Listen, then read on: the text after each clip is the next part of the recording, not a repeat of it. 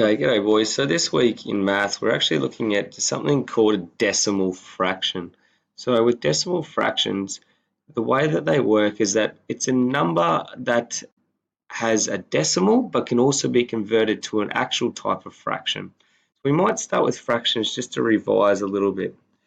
If you have 1 over 2, that is called a fraction. Now these numbers are called something in particular. The top number is called a numerator, okay? And it's just the term that we give to this number so we can remember that the top number is called a numerator. Now the one on the bottom is called a denominator, okay? And the best way to remember that is D for down, okay? So the D denominator can be our bottom number. Now, as I mentioned, we're looking at decimal fractions. Now, a lot of us, we should know that a decimal is a point, okay? So if we have 2.5, okay, this decimal represents an actual part of a whole number. This decimal shows us that we've got part of a whole, so we've got half of a whole. Okay, and it works like in pizzas and things like that. Easiest way to remember it. If you eat half a pizza, you've eaten 4 slices out of 8. Now today, we're looking at decimal fractions. So it's where we have a decimal number, okay, so maybe 2.71, and we also try and convert that to a fraction. Now, for us to know what a decimal fraction is, we need to know what the placed values are called. So we know that this is 2 wholes. But what is this 7 called and what is this 1 called? Now we know that in our numbers, we start in the ones, then we have the tens, and the hundreds, thousands, and so forth. With decimals, we work backwards.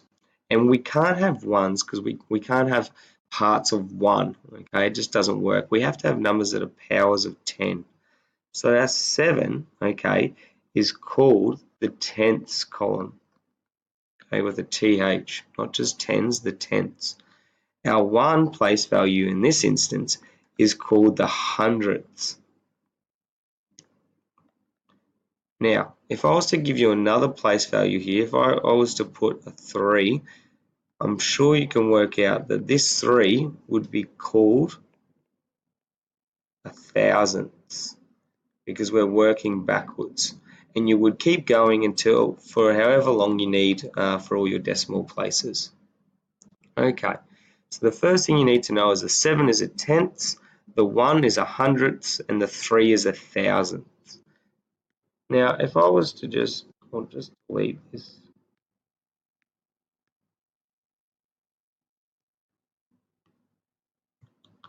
Okay. If I was to give you a decimal fraction, we can say maybe 2.42. We want to know what does that look like as an actual fraction. Now we know that we've got 2 wholes, so you would put a big number there which would represent 2 wholes. But this 42 is a part of something. Okay, it's a fraction of a whole. Now we can't. It's not just the tenths. Okay, we've got hundredths in this section. We've actually got hundredths. So to make this into a fraction, we would put 42 over 100 because it's in the hundredth column.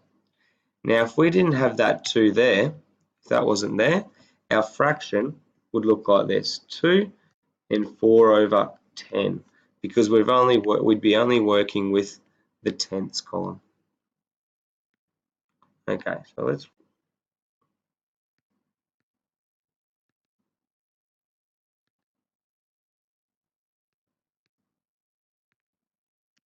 try and delete that. Cool.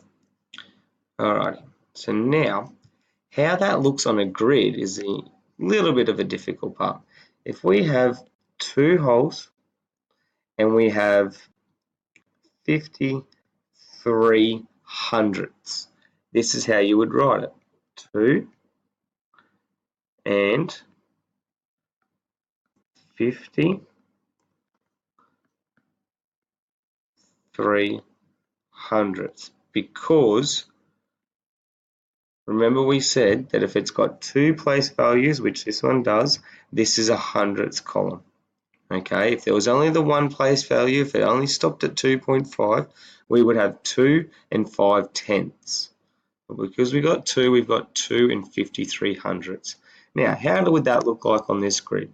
We've got 3 boxes here.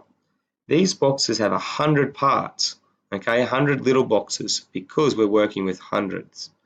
So how we'd colour this in, we'd go 2 holes. We'd cover this whole box in because that's one hole.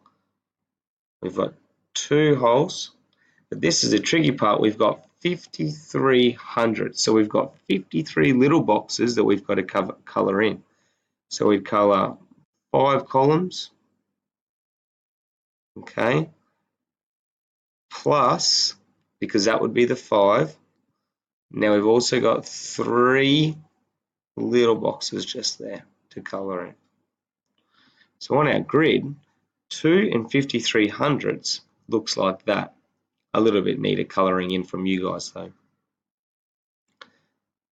Hopefully that gives you a little bit of an understanding of what decimal fractions are. We will discuss further in class, but just in case you forget, you've got this video.